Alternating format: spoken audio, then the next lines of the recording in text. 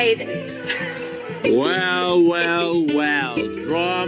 Drama in Murrayfield. Hopefully, we don't have that much drama on the Rugby Scoop podcast. This is a live recording. Welcome, Vuyo. Welcome, Hugh. And welcome, Jade. And thank you for the guys that are listening in today. It was a roller coaster. It was exciting. It was nail-biting. It was edge of your seat stuff. Vickers, how are you doing? How was your weekend? Yeah, all good, brother. Been a lazy one on the couch. So pretty chilled. Nothing much. Yeah. Fair enough. Hopefully it's not too chilled as we get into the heated discussions. Hugh, the stats man, how's it going over there in England? It's good. It's as good as a Welsh fan can be on the day after they've lost to England. I think this is as good as we're going to get. And the man from Bloemfontein, where sun is always shining. How's it going, Jade? All good. Yeah, all good. Fair enough, gentlemen. Let's get started. Let's get cracking straight into it. We're going to first touch on the Six Nations. So look at the two games that took place yesterday. We understand, obviously, Ireland are playing today against Italy. And then we're going to look at a few aspects. There's the deal where South Africa might be in a partnership with an American company. There is also Whistleblowers, a documentary on Rugby Pass about referees. And then also take a deep dive into the tactics and the analytics that took place within the Six Nation games from yesterday. Are we excited as Welsh fans to see the young and up-and-coming talent coming through and obviously so close at Twickenham? Are we excited to see how Scotland have come so close, yet so far? Once again, leadership, all the aspects that took place yesterday. Another information that also took place is Rugby Europe competition is also running. Georgia, Romania, Portugal, Netherlands, all these other countries. The Dutch came close, but obviously not close enough against Georgia. Germany also just losing closely as well. All those other teams that might not be considered in the top tier competitions. But anyway, let's get straight into it. Vickers, we've got Scotland versus France. A lot of things took place. There's the DuPont law people that are arguing with. What are your takes regarding this particular game yesterday? Yeah, look, again, guys, it's one of those weekends where we learn something new every weekend in rugby. I think for me, the most important was the fact that how poor was France. I was very disappointed. At Ramos. Is it Petrino, Damian? Gillibe was terrible. Luku was terrible. I think because of that, people are starting to talk about missing DuPont, missing Intermark. So I don't know. They were very poor. And I think with Scotland, that last defensive plays from France, that defensive phases from France in that last minute before halftime, it was just absolutely out of this world. We actually talked about a couple of things in terms of this DuPont law, where the players are not chasing; they just standing and letting you run 5 meters and then attacking. It really got to a stage where it was like the crowd was even booing. So for me, I think Scotland were unlucky. Obviously, they were unlucky because firstly, they lost the game with the last try, which we all know it was a try. And then they also shot themselves in the foot. They did shoot themselves in the foot. They didn't capitalize on the amount of ball they had, especially in that last 5 to 10 minutes in that first half. And they were caught in a place where they couldn't come out of it. So I think, but for me, credit to Scotland. They were aggressive in the tackles. I'm actually starting to see a more similar aggression to the top, I could call it top 5 teams from Scotland. They probably realized, Gregor Townsend probably realized that they would need to be more aggressive if they want to start winning big games. And yesterday they were literally coming out guns blazing. They were smashing those tackles. And yeah, that's for me. The take is just Scotland were unlucky. They did everything to win that game. France did nothing to win the game, but still won at the end. So yeah, it's unfortunate, but it is what it is. And I think Scotland will basically be looking at now England and thinking, okay, let's get them on the road and let's put some points in them. Fair enough. We'll get to the DuPont law aspect as well. Hugh, your thoughts? I didn't get too much of the first half because that was sick all over the place. So I had to spend the first 40 minutes dealing with that. But yeah, basically what Vuyo said is that it was disappointing from a quality point of view, and it was a kind of both teams tried to not win it. Sorry, both teams were trying to not lose, but in the process of doing that, they both contributed to making themselves lose. I don't know. I feel like Luku gets a lot of stick just for not being Dupont, but I think if Dupont was here, he would be digging France out of a hole rather than actually fixing the issues. They would be relying on him to fix all the issues using his magic. It's just disappointing from France, and a very close end at the end. But I'm not sure I could say that France didn't deserve it, as Ireland are just scoring a try against Italy. Just a weird game, a disappointing quality game. You would expect these are two of the top 5 sides in the world, apparently, and timid. I think playing within themselves. Fair enough. A weird game. Both teams not trying to lose. Jade, your assessment? Yeah, look, everybody says Scotland won lucky. They brought up the physicality in the first half.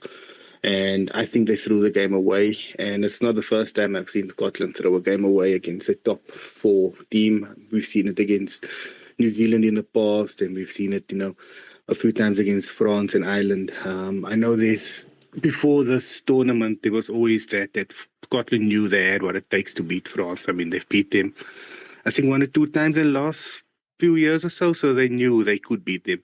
However, I still think Scotland just can't get over that hurdle and win these big games. And that's the next step, honestly, because I think they are clear number 5 in the world, most probably. I think there's a little bit of a gap between Scotland and the likes of England, Wales, and Australia, and Fiji.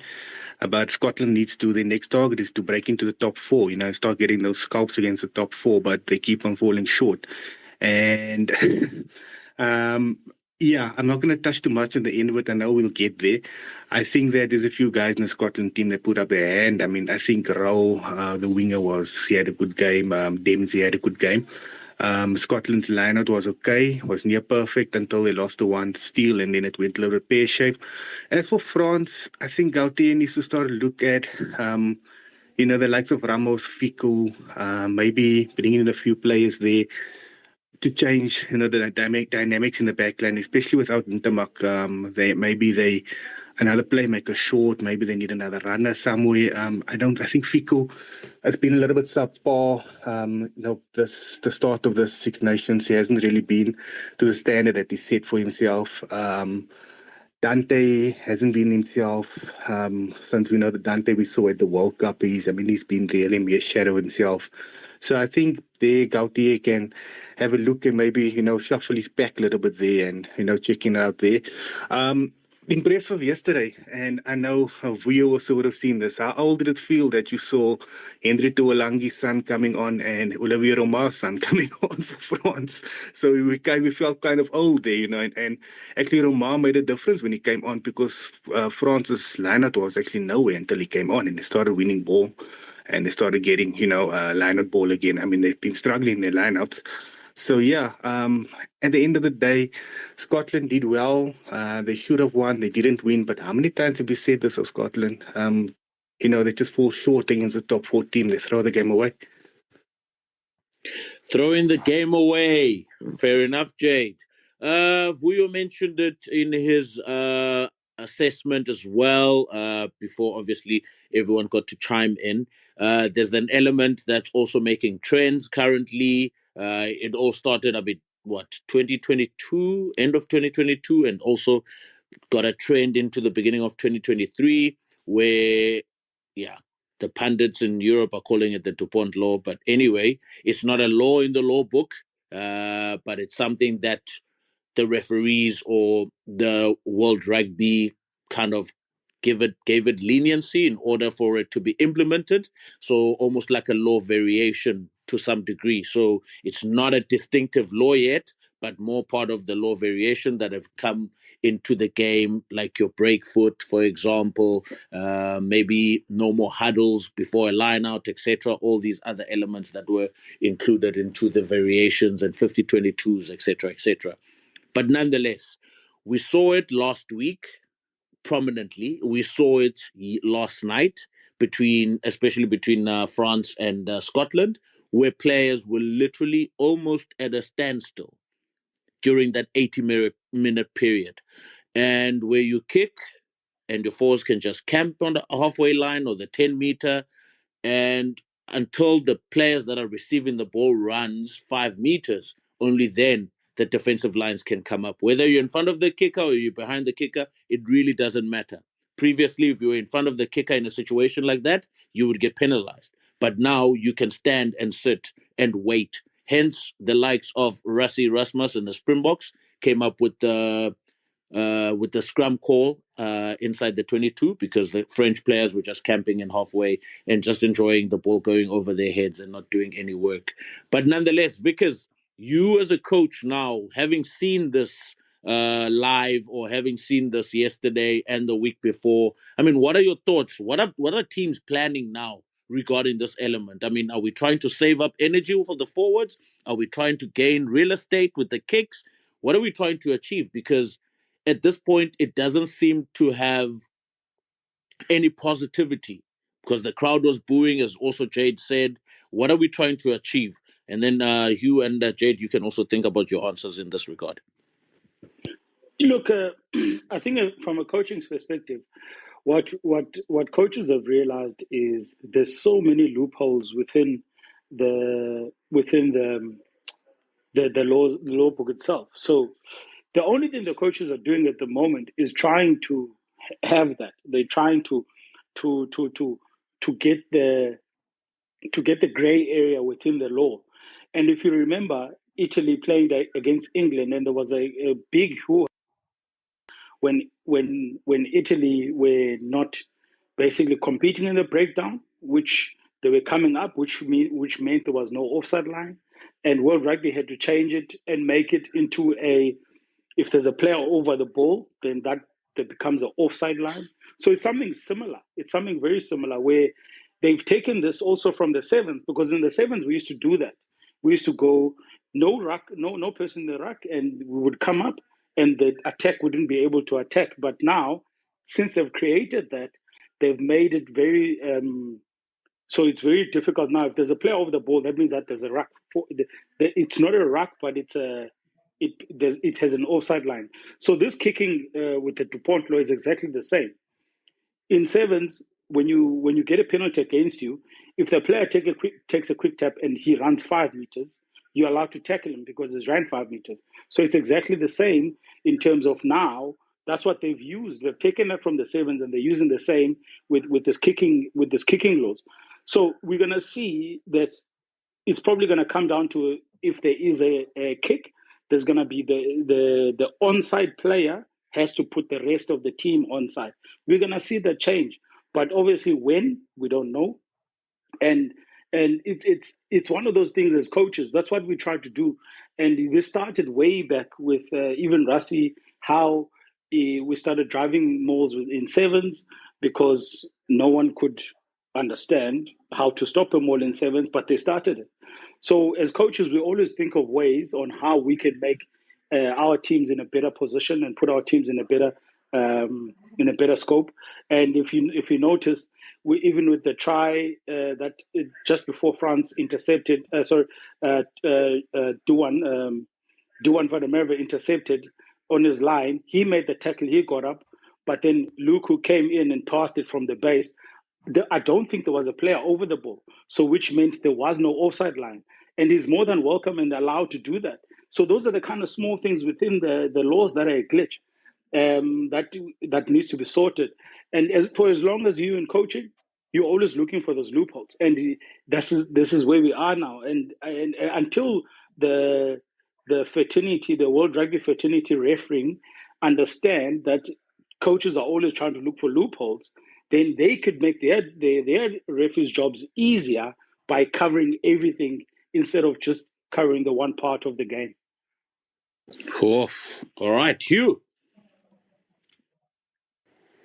Yeah, it's the way that the law is written with advancing 5 meters is clearly a very arbitrary law that's been put in for whatever reason, and this is being used in a way that wasn't its intent. I think just going on the crowd booing, I think the reason that the crowd boo kicking is because they've been told to boo it by pundits who can't be bothered to analyze it or understand it, so just insult it instead. I think if they were able to analyze and break down kicking battles in an interesting and engaging way, I think people wouldn't boo it. I've learned to appreciate them more and understand them better. So yeah, I think the law probably will change because it's a bad look, and it's a bit like the game that Vuyo mentioned with the offside law. I think they'll just move it. I'm just trying to work out in my head what would happen if they do get rid of it. So at the moment, the reason that people like Finn Russell can stand still and just kind of take the mick out of the law is that because no one from the team who just kicked is chasing, so they're not putting everyone on side. So they could still do that and everyone would still have to stay stood still.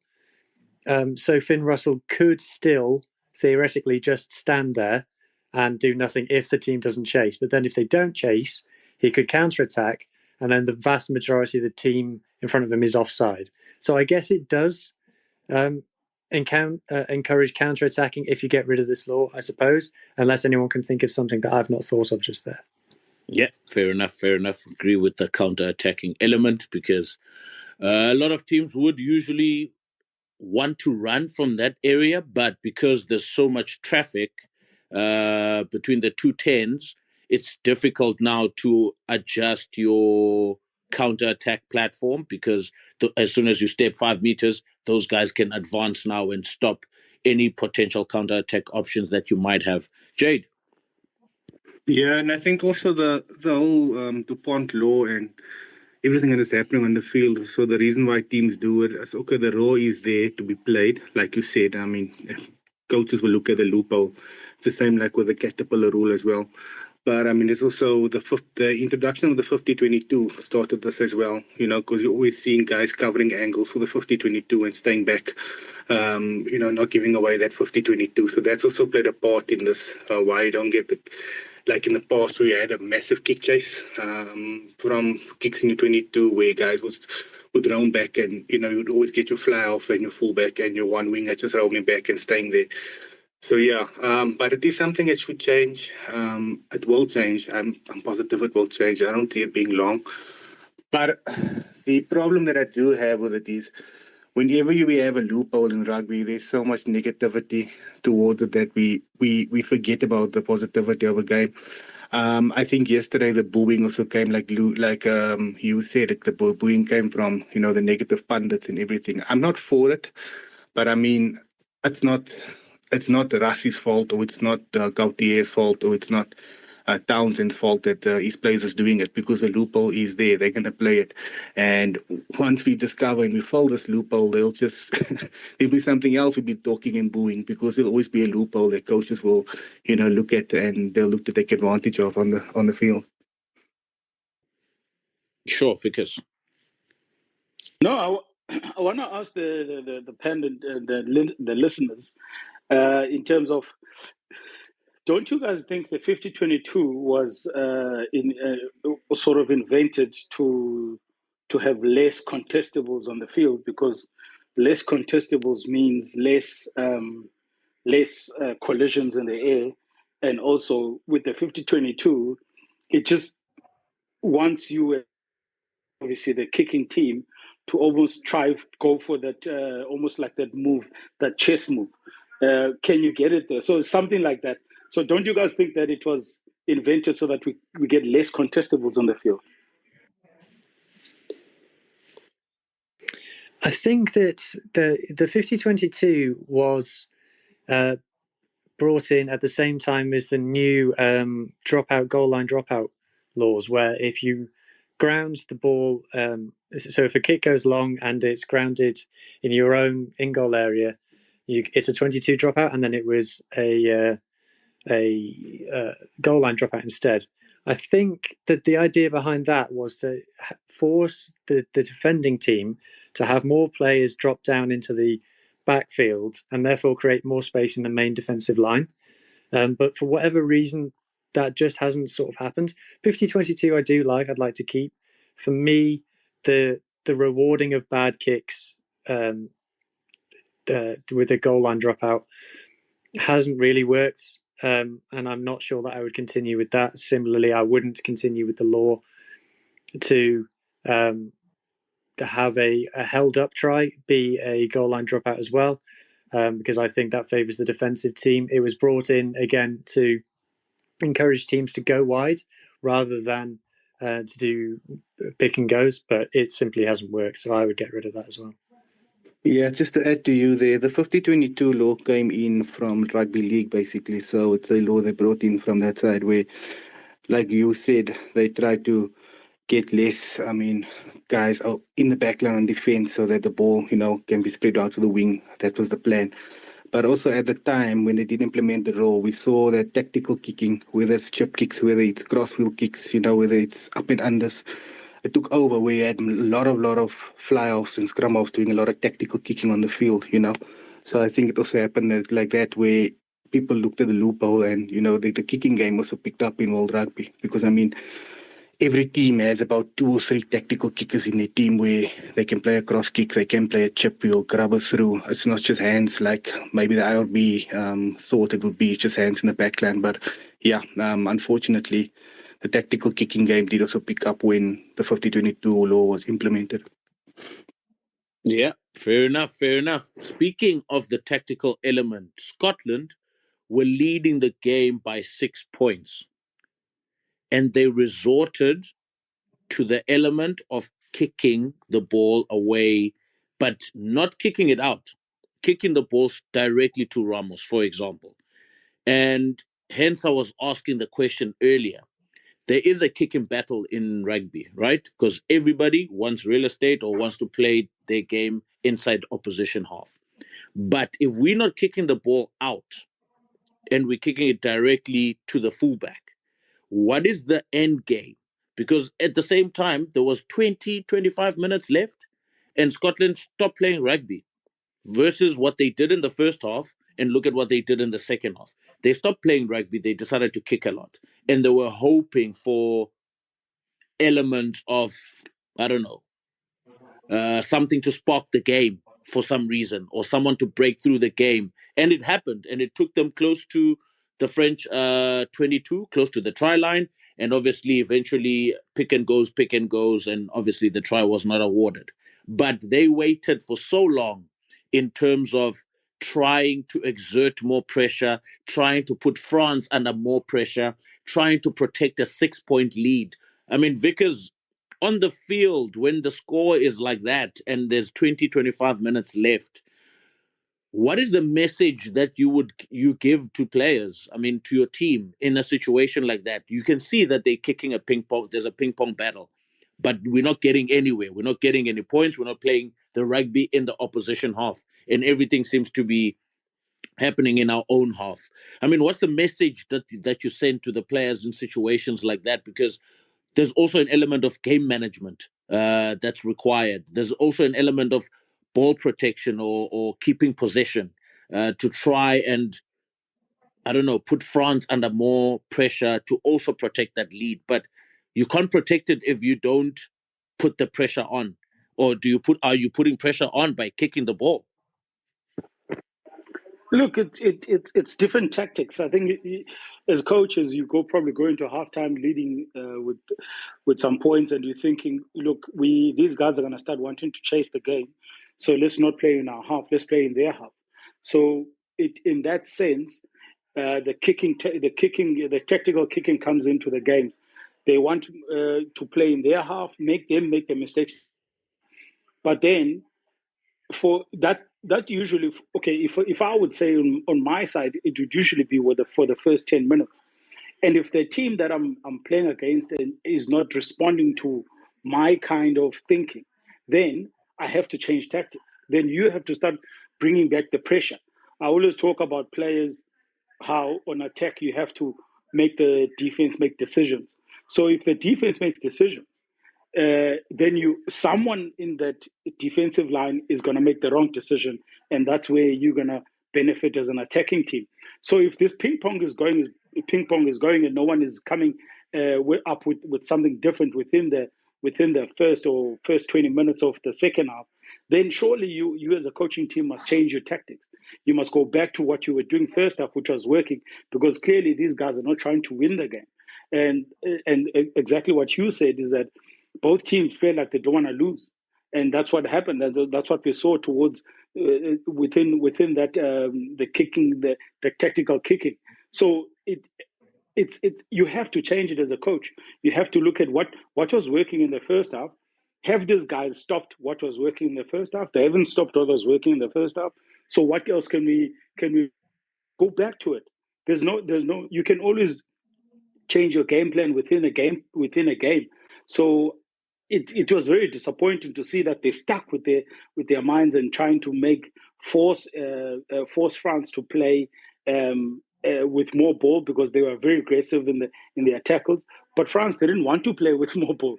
France wanted just to keep doing the same, saying that you guys bring it back, let's play. But even Scotland were not bringing. So it was almost like one of those. It was a stalemate. It was a stalemate where no one wanted to attack.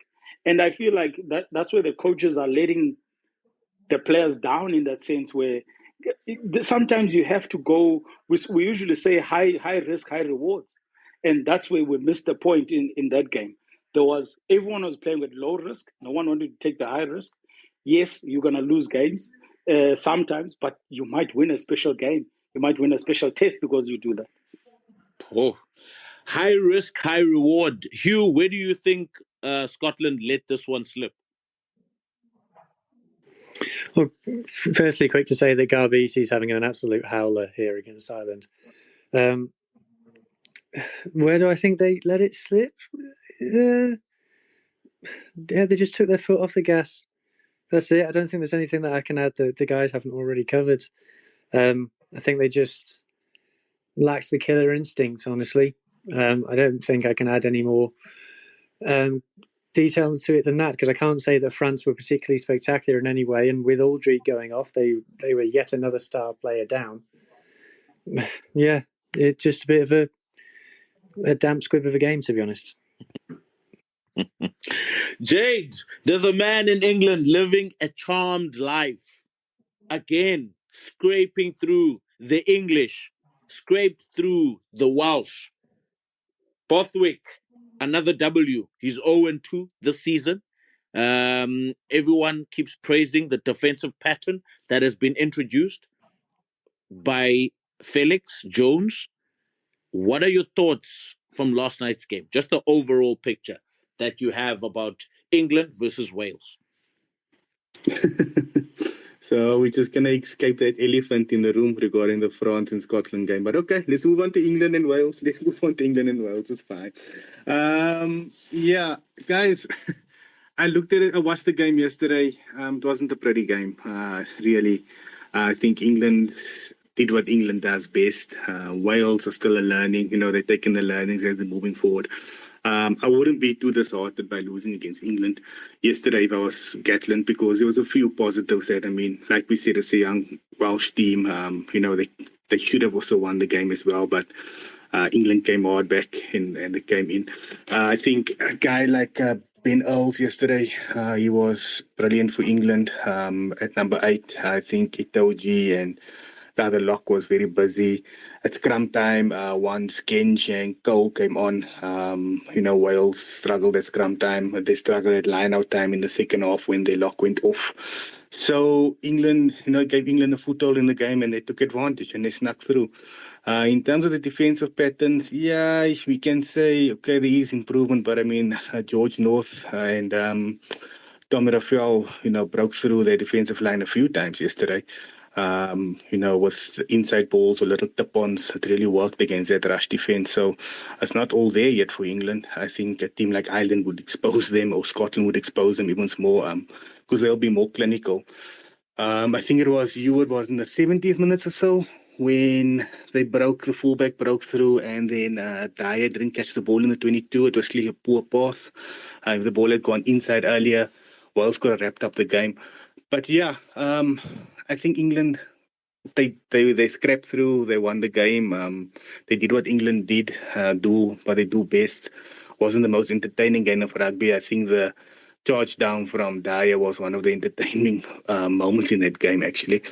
But if I'm Gatlin, there's another kilometers or more kilometers on the clock for that young team. A few Welsh guys that impressed me yesterday. I think Tommy Raphael was brilliant yesterday. At lock was brilliant as well.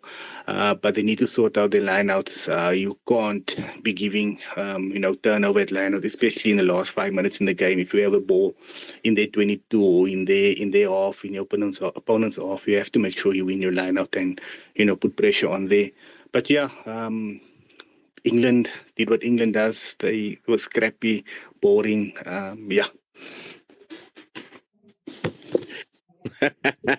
Scrappy and boring, and is the final answer. Hugh, Welshman, I'm sure you are not too pleased, but maybe still positive going into week 3, which is not this week coming, but the following weekend.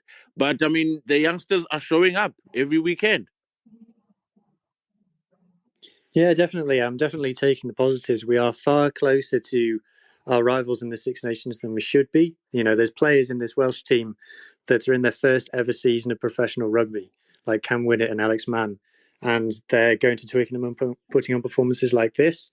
The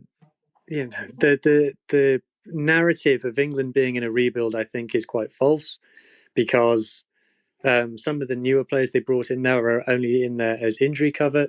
And they've still got, if you look at their spine, they've still got bags of players who are well into their 30s with well over 50 international caps, which is something Wales just don't have.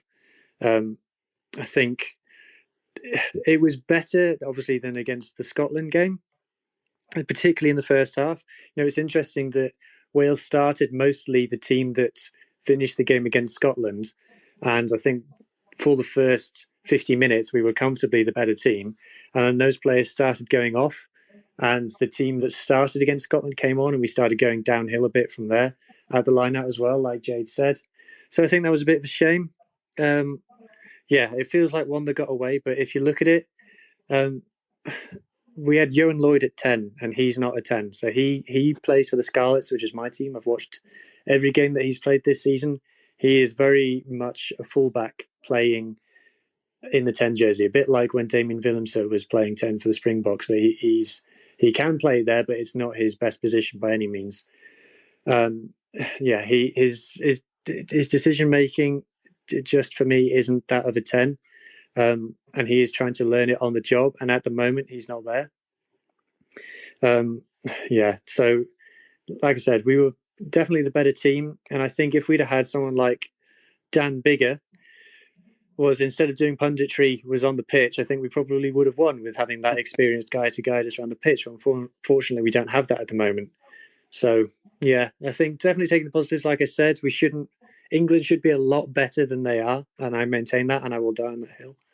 And everyone keeps expecting England to at some point burst into life, start throwing the ball around like the Barbarians. It's not going to happen. It's never going to happen. I think if that game, when we play it again next season in Cardiff, I wouldn't be surprised to see Wales have overtaken England in the next 12 months. Oof. Damn. Okay, I'll see you. Vickers, your thoughts on that game? Yeah, look, it was It was boring. I didn't enjoy it at all. I think for me, it was good to see the Welsh players just getting on with the game and obviously trying to win, going for it. They tried the tactics of cross kicks because Italy obviously hurt England a few times last weekend about going wide. I felt they could have set up a couple of phases before, and also they could have done a more study on when did Italy go down and beat them on the outside. They tried to go from first phase a couple of times, and I felt it wasn't. Yes, the kicks were not great. But I still feel it wasn't almost like breaking it down, breaking the defense down to be able to do that. So, yeah, but look, as Hugh has said, as Jade has said, I think for this one, I think the more positive is probably Wales. Welsh players are growing massively in two tests, and they still have to play Ireland. They still have to play France. So for them, obviously, they wouldn't want to get the wooden spoon, but for them, it's more like this is our build-up phase, and hopefully next year, then they can come back and show up. Yeah, a couple of guys were brilliant, of course, and not losing your lineouts was losing your lineouts was not the positive side of it, but it's part of learning. It's all part of learning. And I spoke to Scoop yesterday. 73rd minute, I felt it was my turn, the turning point in the game where Wales had the penalty on the halfway line. They kicked out on the halfway line. The lock was dragged from a line-out, which would be a penalty kick into the 22, and then attacking, losing by 1 point. I felt they could have won the game, but instead the ref awarded a knock-on for the scrum. So it's just small things. Unfortunately, when you have a young team, sometimes these kind of things are learning. They're all about a learning process, and that's what it's going to be for Gatlin at the moment. He just needs to make sure that his squad is learning and they're growing, and hopefully, obviously, we're talking now next year, and we're talking 2026, 2026, then we could see something good from this team, and that's what they have to give hope for. No, fair enough. I mean, I'm also having the same trajectory in terms of looking at the current Welsh side, but they could surprise us even sometime during this year. Where is Wales touring, Hugh, this year in June, July, summer tour? Australia, 2 tests in Australia, and they're looking at adding potentially another one. We don't know against who or where yet. Hopefully not in Fiji, because I hate it when Wales play Fiji. Either Fiji or Japan. Funny enough, I was actually thinking Scotland would have been done well if they went to Australia this year. Why Scotland in Australia? No, because look, as Jade said, they just are not getting in that top 5 level. And I think with going to Australia, the confidence would be different, and obviously they would just go a step ahead. I mean, we don't in Scotland going. They're not going to South Africa. I think South Africa is playing Ireland for this. It's actually the second. Is it the second year? Because 2022, I think we played Ireland, if I'm not mistaken. But for me, it's just Scotland missed an opportunity this year to go to Australia, and that would have given them a nice test and see how they can actually grind some even a win on that tour.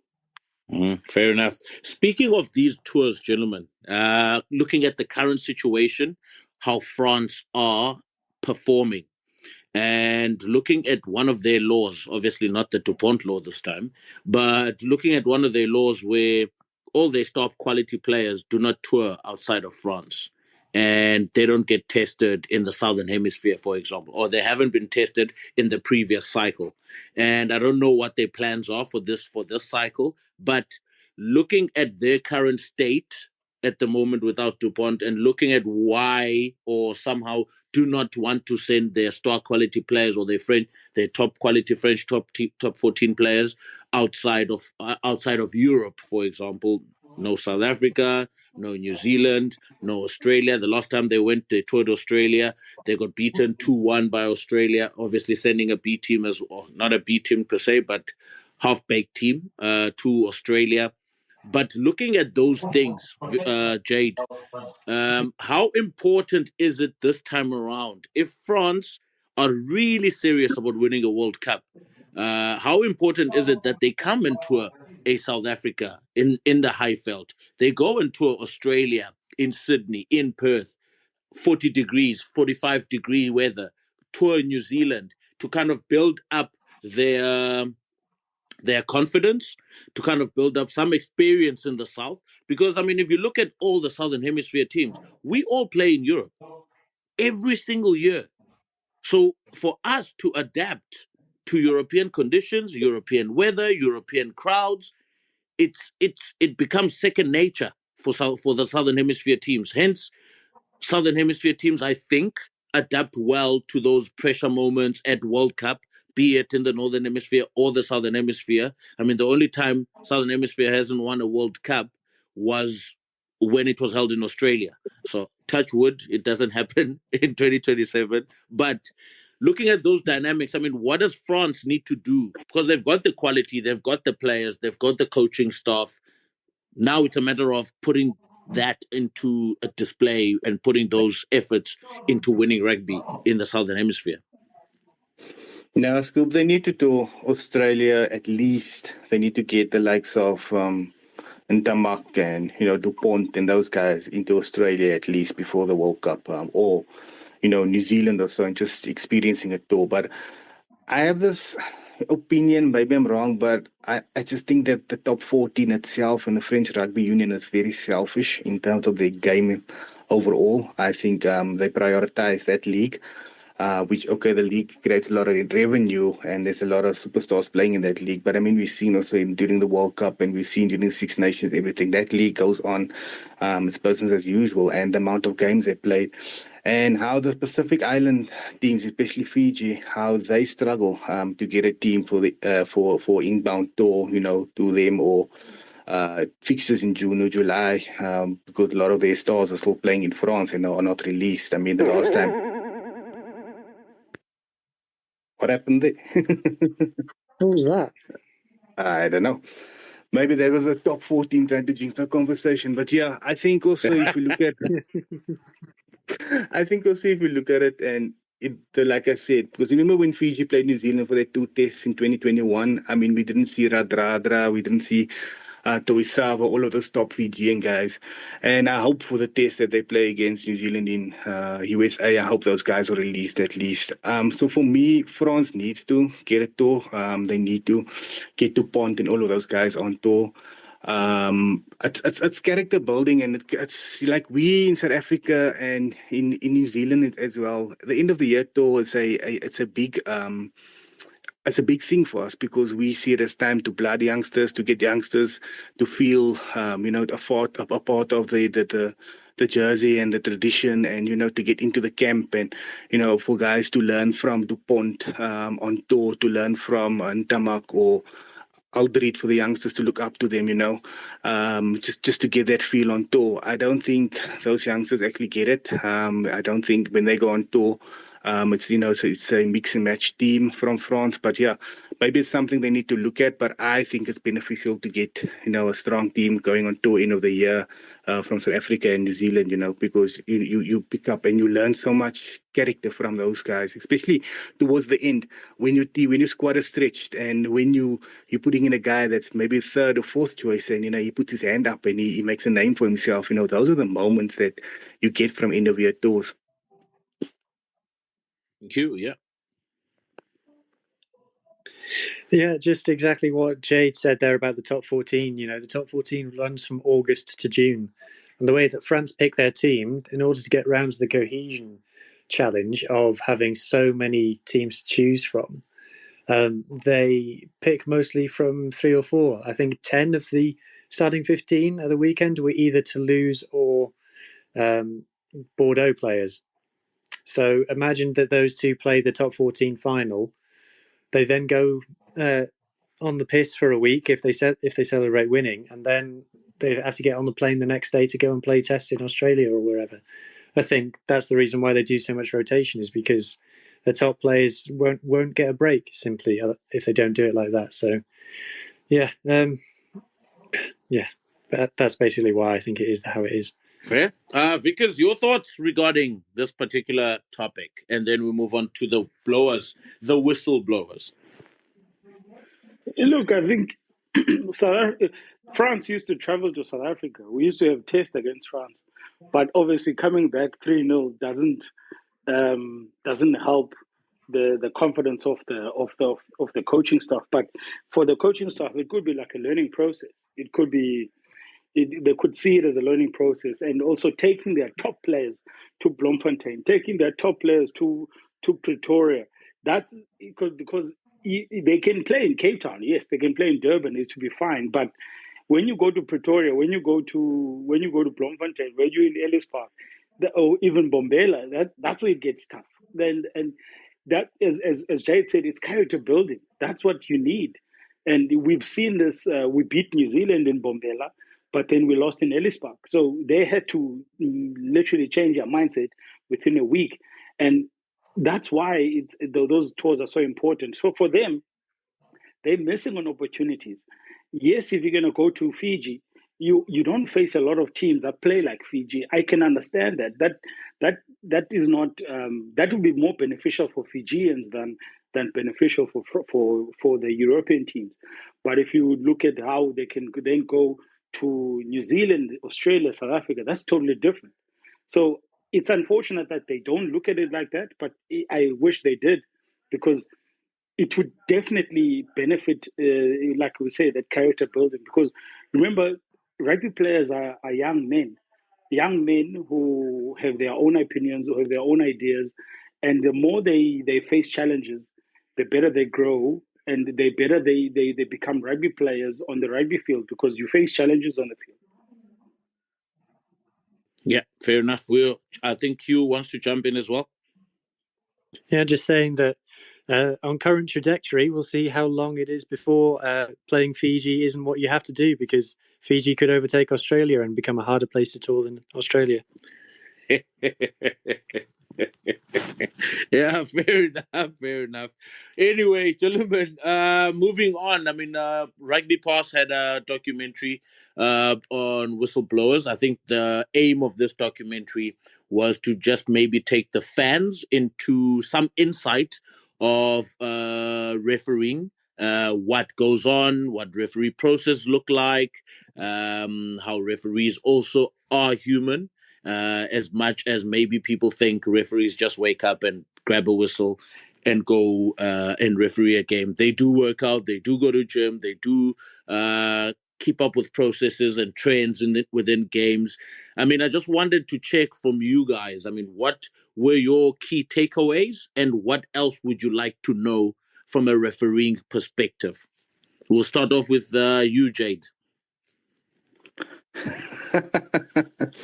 Nah, my favorite referee was on there, so I didn't really watch too much of it. But I like a few things that I saw there, especially like the before the quarterfinals, how referees got told that they wouldn't be getting a game, and you could see the disappointment on their face. So for them, they also had personal goals in the tournament, to get a quarterfinal or to get a semi-final or so. And the supported brotherhood that they would have, like, okay, I'm not blowing this week, I'm not taking the whistle, but I'll gladly run touch, or I'll gladly support and be a part of the team. So that's just to see, the other side of being a referee. Obviously, a referee is human, and you're not just going to go there and pick up the whistle. You got to have certain fitness standards. You got to have certain psychological, standards as well. But yeah, for me, I enjoyed, what I've seen of it. I didn't watch too much of it, but I like to know the whole behind the scenes, how referees get evaluated and all of that stuff. And, just to see that they are human, because at the end of the day, I mean, we seen it yesterday with Nick Berry.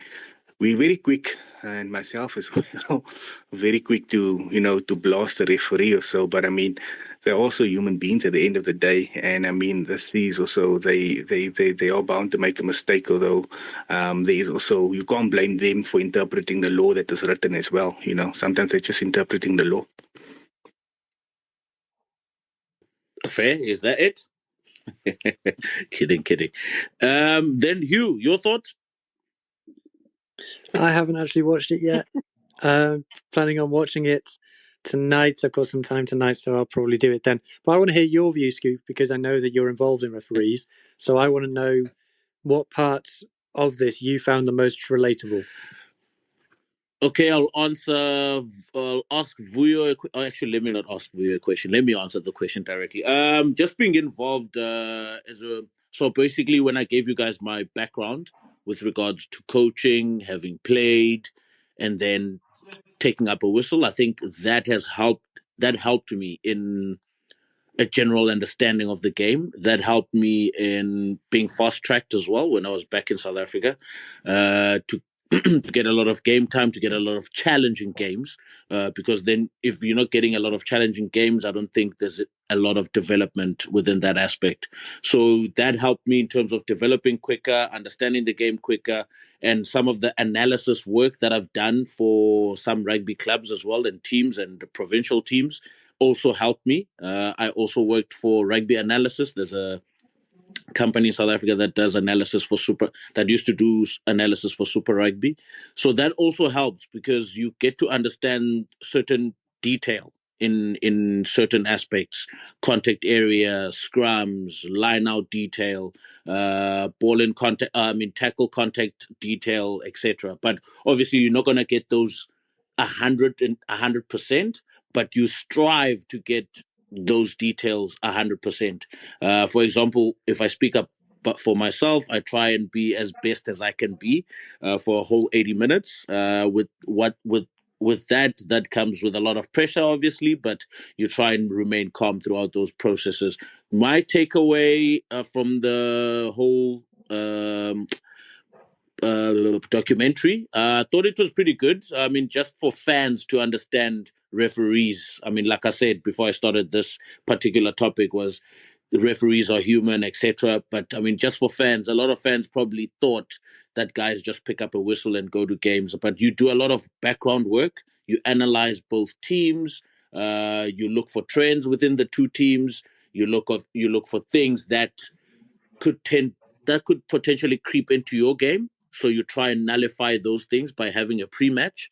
So pre-match would be either on the day, so an hour or 90 minutes before kickoff, you have a chat with both teams, or one team at a time, and obviously tell them what you expect, how players must hold up rugby values, and obviously hoping for a decent game from both sides. But rugby is unpredictable. Certain things happen. It's a collision sport. There will always be something. So you try as best as you can be to tell players to manage themselves, to keep their responsibility within the game, to keep their behaviors upheld throughout the 80 minutes, etc., etc. But yeah, I wish they could have also maybe shown a bit of maybe that pre-match element of a game where referees do actually talk to either coaches or players prior to the game, prior to kickoff, so that maybe people can understand that referees actually talk to players before a game. For me, I missed that part, but I understand obviously maybe they didn't have enough time to kind of show those details, and they wanted to show maybe the overall picture of what referees go through and some of the disappointments that come with refereeing when you're not selected. But obviously you've got other duties like being an assistant referee in that sense. Yes, Jade. Yeah, man, no, Scoop, like you are now refereeing, and I know you're a contender as well. So what's your pre-match playlist? Are you also any given Sunday? I have the Tiger. No. I don't have a playlist. I mean, a pre-match is just very simple. You're supposed to just take less than 60 seconds having those chats. It's direct, it's straightforward. There's no beating around the bush. You have to make it clear as possible to players. But yeah, that's just me personally, to just be as clear as possible to players and make sure there's no ambiguity when you have your pre-match. And then Vickers, your thoughts? Yeah, so okay, I'm a little bit different on this one in terms of just look. I watched a little bit a clip of the documentary, but it was good to see someone doing a shadow. I think was it Angus Gardner, if I'm not mistaken. Yeah. So he does a shadow movement within a field alone. So it's almost like he's game prep. I know refs that don't watch, they don't do anything. They don't watch the opposition because they've said to themselves that I don't want to go there with preconceived ideas. The reason being, obviously, I don't think anyone can become a ref if they don't love rugby. So you will have. I've seen loads of refs that hate rugby and they try to stop it at all costs. Look, that's another thing. But the thing is, for me, I think the refs that we have it's mostly guys that appreciate certain type of rugby, and the preconceived idea comes in that I enjoy this kind of play. I know that, for example, La Rochelle is going to get a very quick ball. Lens is going to get a very quick ball. I need to let that go because I enjoy that kind of rugby. But then you get some guys who are going to go into a place where I hate this kind of rugby because it's just kicking all the time. So for me, I think as much as we do actually go against the refs, I think it's a more of understanding that these guys are also fans. They're also fans. They're also athletes working in this environment. So how can we make their jobs easier?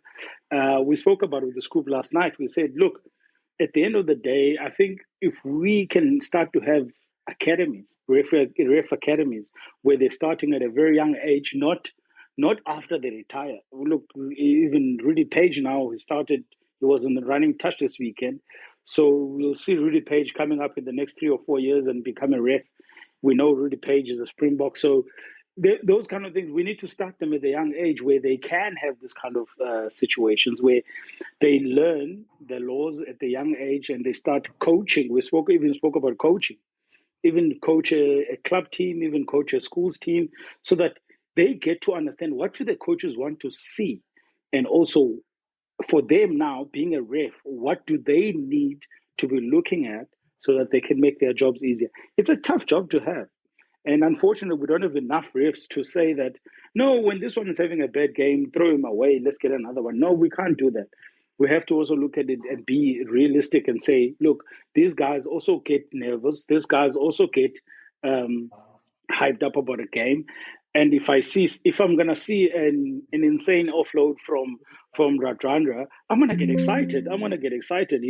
So these are the kind of things that we need to think about.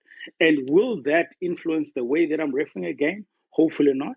But it's something that all rugby lovers need to understand, and so that we can have more sympathy. I mean, you saw a clip of Amy Barrett. Calling out the two young men and telling them that, did you lie to me? And everyone's going on about how that clip is wrong and everything. And I'm thinking to myself, but how else can she do it? This is actually, there's a little bit of humor in the refereeing. And I think we saw that with the Welsh ref, what's his name again? I forgot now. We started seeing Nigel. We started seeing that a little bit of humor because it is entertainment, guys. So he brought in that, and if we can have something like that within the rugby and within the game, it's actually nice to see because, as I said, it's a relaxing factor for the refs. Maybe that's when the ref will start to relax a little bit. He's missed a couple of calls, yes, but he throws a little bit of a banter and a little bit of a sarcasm within the game. It's actually well received by the players, so he gets to relax. So sometimes those things happen. But yeah, it's a tough job. I wouldn't want it for anyone, and I mean, even coaching, I wouldn't want it for anyone. But I live by it. But yeah, so that's where we are. But yeah, it's. I think we can definitely. I think that academy for professional refs can really improve everything about the referee. Oh, nice. Fair enough, gentlemen. Then our next conversation is about South Africa, the Springboks, South African rugby. So there has been reports that South African rugby is on the verge of completing a multi-million-dollar investment with an American sports company. I think it's Ackley, I don't know how to pronounce this.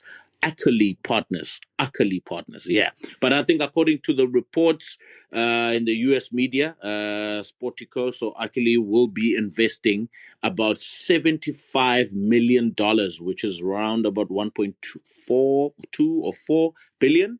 So in a new business venture that will hold a current and future revenue generating assets of world champions Springboks and Saru. Jade, Springboks have won back to back on an empty bank balance. Now, tons of money is coming through. This is scary for the rest of the world. Talk to me.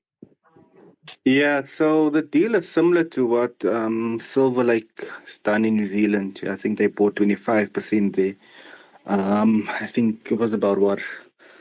I think close to 3 billion South African rand, something like that. But yeah, but it's similar to that. And the idea is to pump this money into amateur rugby, most of the money into amateur rugby grassroots, and protecting the game over there.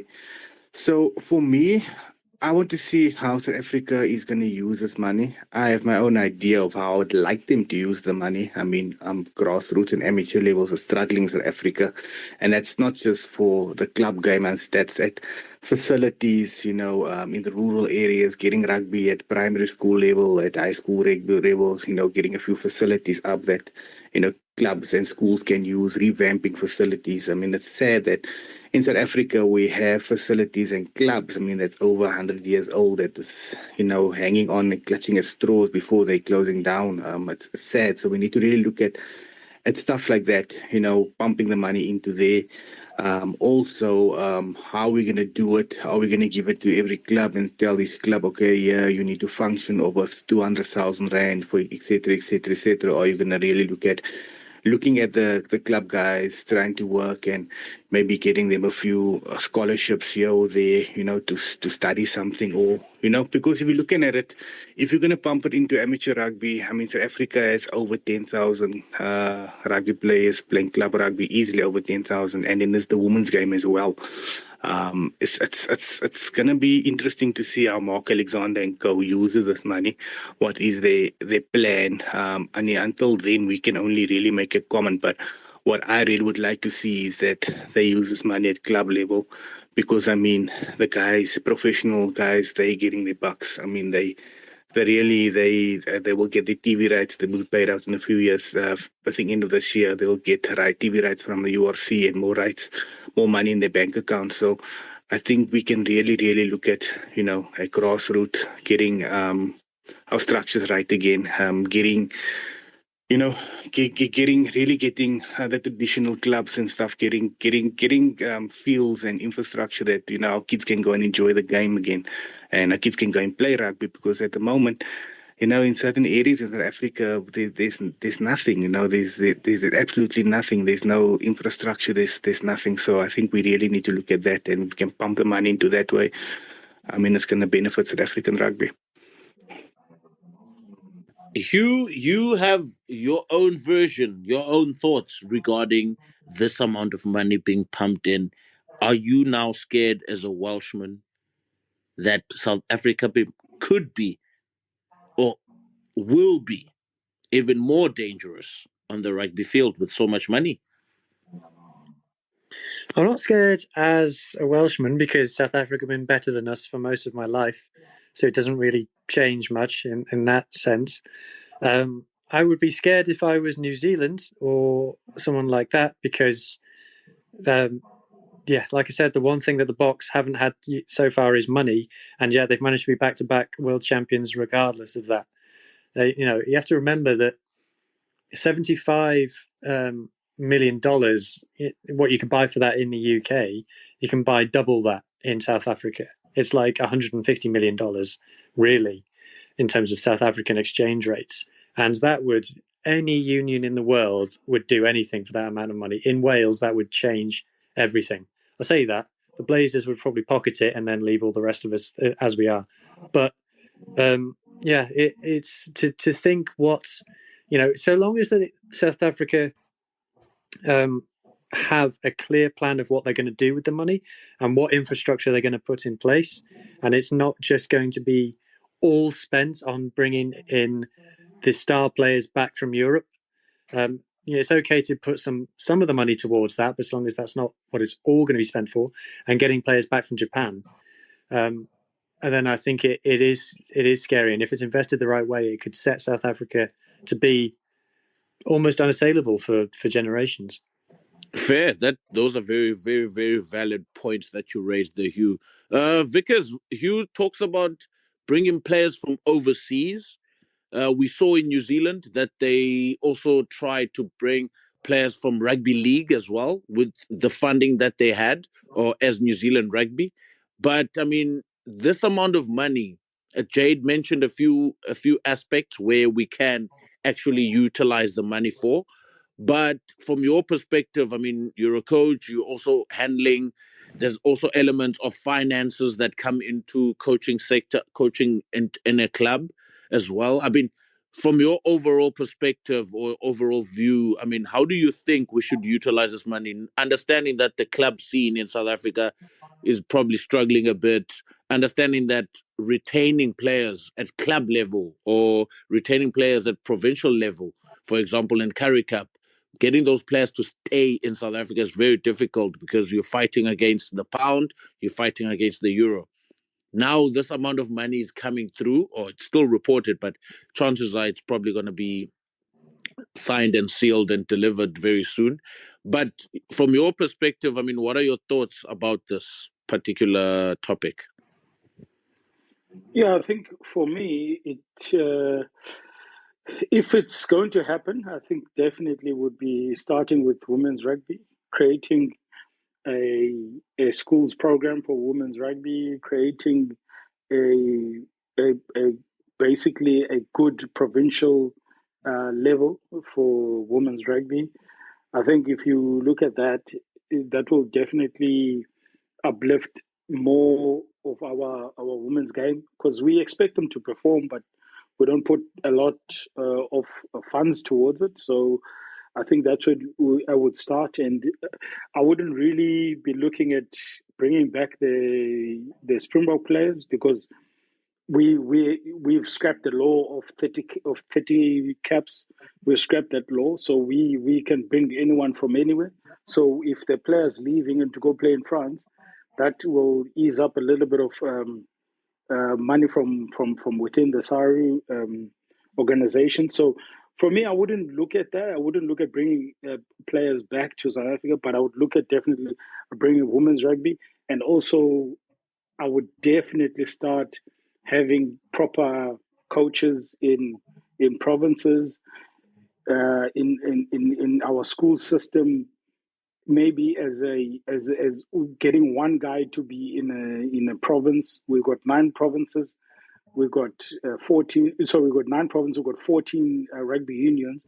Getting maybe 2 or 3 guys within that unions to be able to make sure that the level of coaching at schools is different, because we this year you get a good a school will be great because of coaching and players, and then the next year they're nowhere.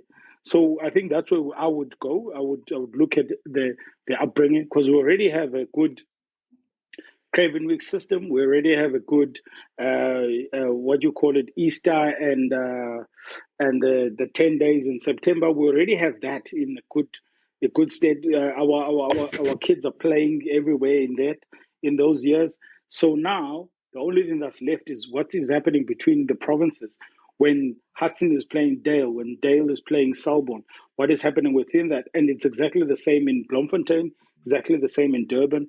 So there's no one who looks at that. And I think if you can have someone who's fully employed by SARU to be doing those kind of things, then that would definitely help. I'm not so worried about the like the guys have said, we've won 2 World Cups and we're supposed to be struggling with financially, but that's not my biggest issue. Was if we're looking at the ground up, if we can get our grassroots properly shaped, then we're most likely going to keep more players going to study and getting out. We already have a Varsity Cup that is well run. Now imagine if we had a school system that is well run. That I think that will be the difference in towards the rest of the world. Fair. We've got a listener, Dylan. You want to share something? Go ahead.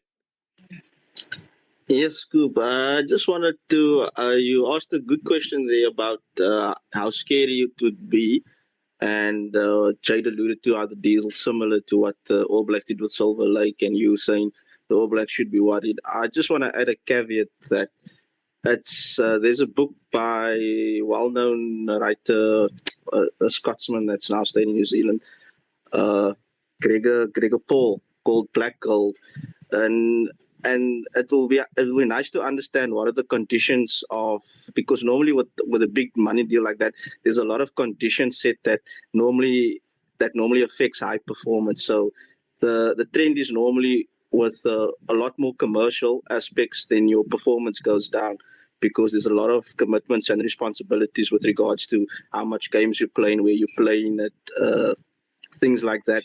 So one of the things that he mentioned, like that big AIG deal that when New Zealand got that big investment from them, I think about 10 years, just after they won the 2011 World Cup, is that affected a lot, like Steve Hansen, those guys, and even Richie McCaw and Kieran Reid when they were captaining.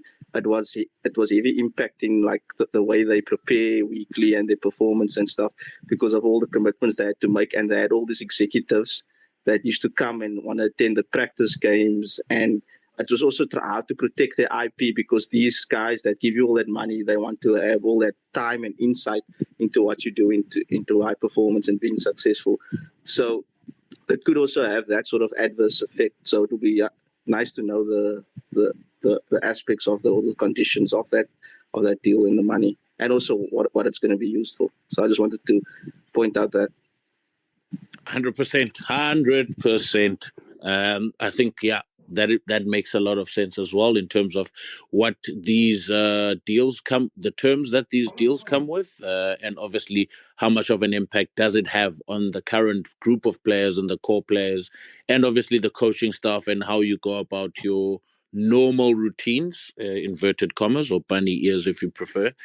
Jade, you wanted to share something as well. Yeah, no, Dylan said it perfectly there. There's going to be a lot of additional add-on work that SA Rugby is going to have to do, because I've seen, the amount of games that New Zealand has to play now for the Silver Lake deal. They're playing a lot of games in America and, addressing that audience as well, doing a lot of media work. So, yeah, it's a little bit out of certain guys' comfort zones, but I'm sure it's something that SA Rugby will sort out. It's not a big deal. I mean, we have the most, in South Africa, we have the most commercial captain, he's the public figure of rugby, so I don't think really it's a problem. But for me, guys, just to end this off, right, the money is a lot of money. And I mean, it's easy to say, yes, we can bring X, Y, and Z back and we can do A, B, and C, but we need to look at this as an opportunity how we can make this work. I mean, if we get the school system right, like Vio said, it's more guys getting bursaries to go to varsity. It's more guys getting work at the end of the day, creating more jobs, improving our economy at the end of the day. So that's how rugby can pay, their tribute to our economy, how we can get this back into our economy in South Africa. So beyond sport, this is what it can do for our country. We really need to use this money wisely, and I think we need to counter for every cent that is used, like Mark Robertson does in New Zealand with the Silver Lake money. He says that, okay, we're giving 300 million New Zealand dollars to the Super Rugby or Piki tournament, that is the women's tournament, and now we're looking at doing this, and this. So we're going to need the similar thing with Mark Alexander and coaches to direct us in the right path with this money. Where is this money going to? Because, in our country, we can also, we have a history where we can, let money just slip through our fingers, and then we're sitting again in the same situation. I think we have said it all. We have dissected it all. And that leads us to the end of this installment of the Rugby Scoop. Thank you, Dylan, for your insight and input. Thank you, Vuyo. Thank you, Hugh. And thank you, Jade. This was the Rugby Scoop live recording, gentlemen. And see you next weekend. Cheers. Cheers, guys. Cheers. Cheers. Cheers. Cheers, fellas. Bye.